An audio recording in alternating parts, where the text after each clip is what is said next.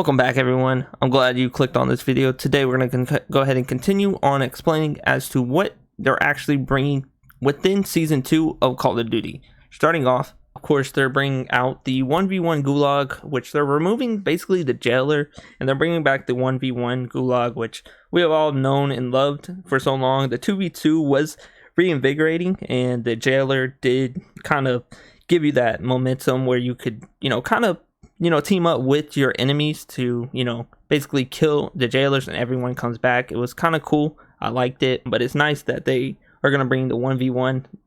Listing it as a new feature, though, I'm not a fan of that because it's definitely not a new feature. They could have done something in replace of that. However, moving on, we have the public data events, the data heist. What this is going to be is initially just a new contract or new public event. It's going to happen during the second circle collapse. 3 uplink stations are going to come online around the map, which I did show earlier, allowing players to basically download intel from them in exchange in-match rewards, as well as squads can hack into them and stand near the uplink station to gain the intel. But they are going to face resistance across Shadow Company and other enemies that are around the area.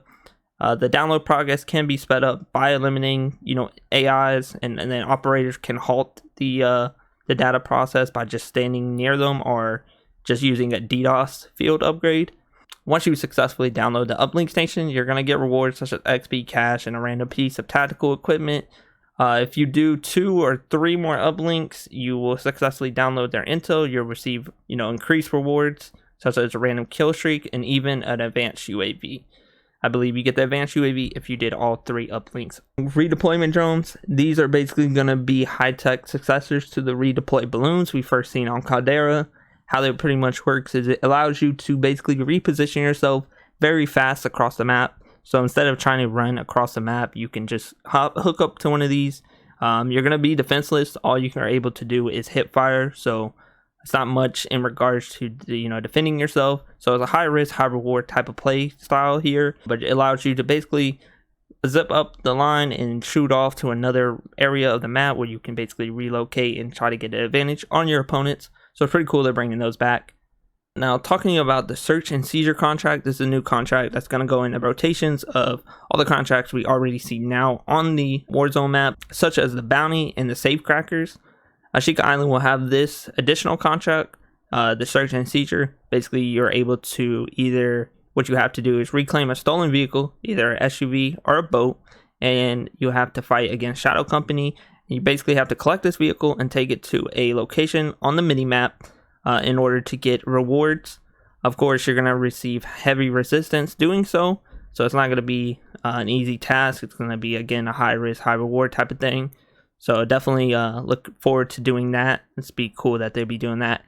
Moving on to what the Restore Honor is, it's pretty much every player in the match is going to drop a dog tag. It's only going to happen once per match, so the first time you die, you're going to drop a dog tag. This allows you to either go pick it up or have a squad mate pick it up.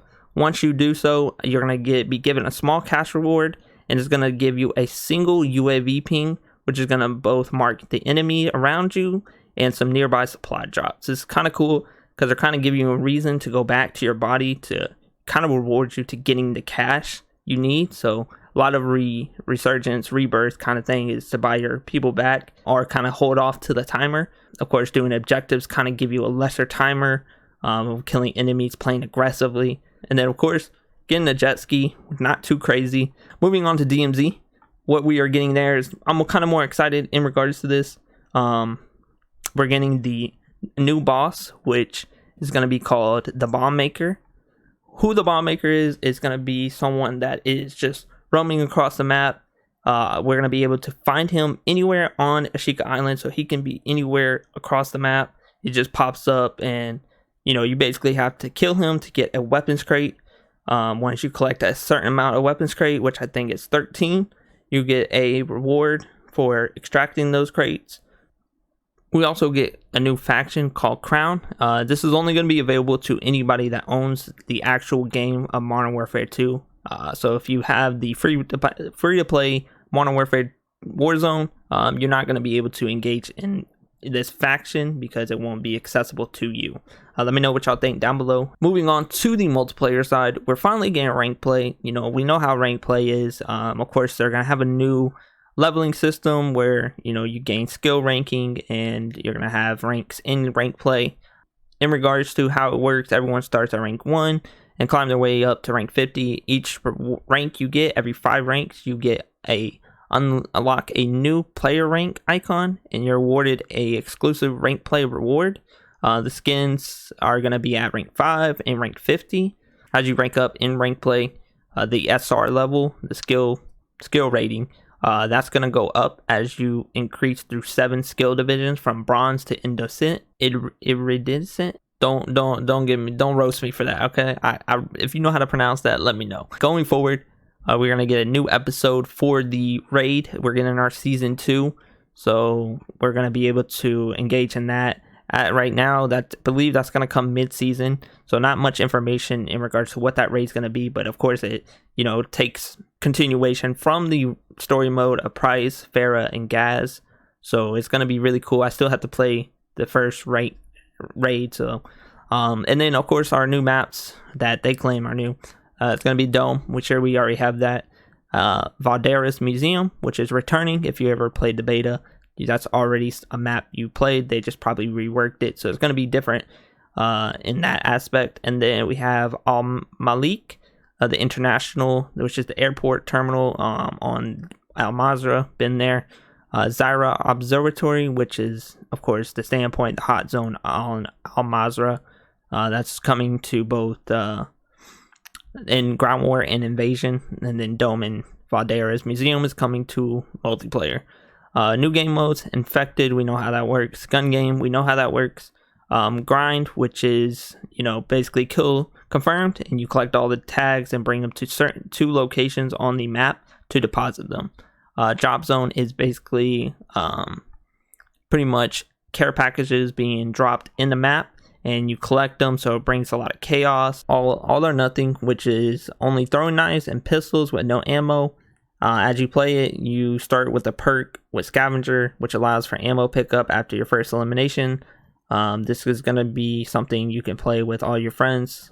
So it's another party game. And then of course one in the chamber, we know how that works. Starting with the new weapons, which I'm more interested about. A new assault rifle hopefully can take out the RPK, the ISO Hemlock assault rifle. It's going to launch and it's going to come through the battle pass. That's a powerful assault rifle. And then we have the KV broadside shotgun. It's going to also come during launch with the battle pass. This is going to it's a shotgun, they're not too OP. And then of course we have the dual Kodachi melee weapons. This is going to come during launch. It's going to be powerful melee weapons. You can basically kind of figure out how that's going to work. It's going to also come through the battle pass. And then returning is the crossbow. It's also coming during the launch, which this one you're actually going to have to complete all 7 Path of Ronin event challenges, or you can purchase it through the store as a store bundle. So it's kind of 2 ways of unlocking this. And then of course we're having that new marksman rifle, the Tempest Torrent, which is going to be available mid-season, as well as a new lethal piece of equipment in the Shuriken. So be on the lookout for that. We'll have more information as the mid-season comes around to basically dive our ways into how to obtain the marksman rifle. And then the new operator, the Daniel Ronin Sudoku. This is basically coming into the game. There's going to be 2 different types of skin variation. The first one's going to be the PlayStation exclusive one, which is going to be the Samurai. How to obtain this is anyone that owns a game through a PlayStation subscription is going to be able to obtain this. And of course they get a new combat blueprint for the SMG. You get an assault rifle blueprint, a weapon charm, an animated calling card, and a sticker, as well as an emblem. So pretty cool there. And then for the other skin that I'm showing you, you're going to be able to obtain this by just ranking up to tier, I think it's 100 in regards to obtaining this skin. So it's pretty cool. It sucks that, again, they have that PlayStation exclusivity. I would like for everyone to have, the access to that. And then continue on, of course, the new skins, they're just adding on into the game, as well as new bundles, which you will be able to check out in the store. So definitely check those out. Some honorable mentions that they're also changing here are going to be the new rank system that they're going to be doing. We're going to get a level increase and a prestige increase. We're increasing from prestige, I think it's 2, all the way to prestige 10 is going to be the highest prestige now, with the level increase being from 250 to 500. Anybody that, whatever rank you're at now, you're going to be able to stay that rank. They're not going to reset you. And of course, as you rank up, you get different emblems. Another cool thing they're bringing is going to be previously announced the hardcore playlist. They're going to be replacing the tier 1. So it's basically tier 1 is kind of similar to hardcore. However, there's a bit of difference if you ask anyone. But basically, they're replacing tier 1 with hardcore. Not too crazy there. As well as the changes we already know, they're going to bring armor plates. So everyone's going to spawn in with 3 armor plates, as well as backpacks. Everyone's going to have the same backpack. And then, of course, you're going to be able to customize your perk packages in your loadouts, and there's going to be much more. So stay tuned for that. That's coming to Warzone and I think all across the board. Another AI combat that they're bringing, besides the new boss, we're going to be seeing a new AI combat called the Rusher. This is only going to be coming through certain event modes that happen, such as like data heists or like, you know, things that happen throughout the map. This is going to be a close quarter combat kind of AI. He's going to have a knife and a pistol for long range, and he's going to have mini smoke bombs, so that way he can use those to reposition. It's going to be very fast, but he's going to be also very weak, so he's not going to have much armor or health.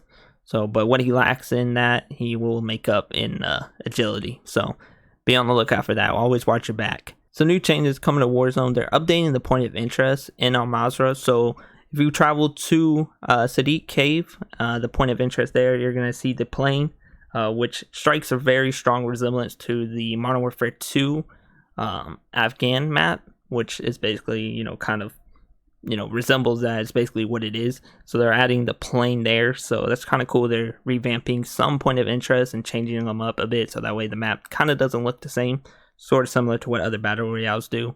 So yeah, I'm kind of excited that.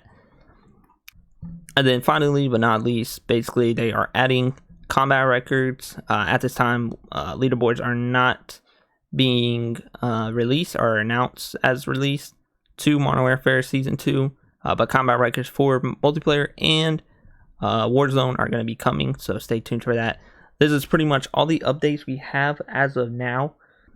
If you do want to, you know, stay up to date with what Call of Duty is bringing in each season or what they're changing, definitely stay tuned, subscribe, so that way you don't miss out on anything.